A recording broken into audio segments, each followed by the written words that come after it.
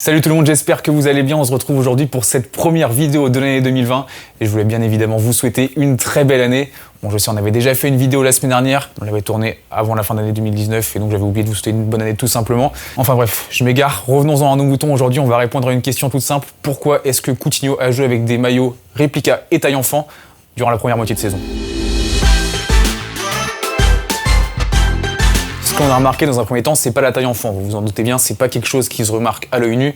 Non, ce qu'on a remarqué en premier, c'est forcément que Coutinho jouait avec un maillot réplica. Pour le coup, si vous nous suivez régulièrement sur Footpack, vous connaissez déjà la différence entre un maillot réplica et un maillot authentique. Pour la faire simple, un maillot authentique comportera plus de technologie, il sera surtout plus léger et il va mieux évacuer la transpiration qu'un maillot réplica. Et donc ça, on a pu le remarquer sur le maillot de Coutinho pour deux raisons. La première, ça va être au niveau de l'ourlet du maillot. Sur un maillot réplica, l'ourlet va être droit et sur un maillot authentique, l'ourlet va être un petit peu arrondi.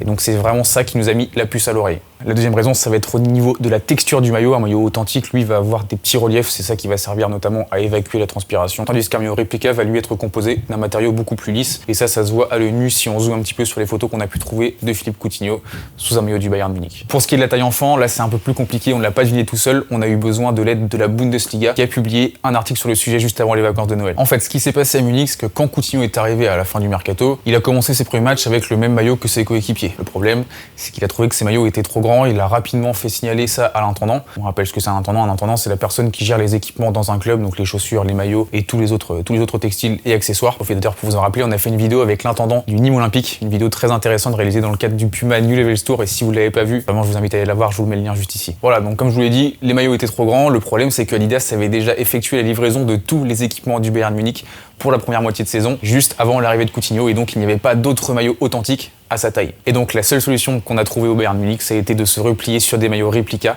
en taille enfant. Voilà, on arrive déjà à la fin de cette vidéo, j'espère que ça vous a plu. Comme d'habitude, n'hésitez pas à vous abonner si c'est pas déjà fait, à mettre un petit pouce bleu, réagir dans les commentaires. Et encore plus, si vous avez repéré d'autres techniques, d'autres pratiques de joueurs qui vous intriguent sur les terrains de foot, n'hésitez pas à nous le dire, on essaiera d'y traiter et de répondre à toutes vos questions.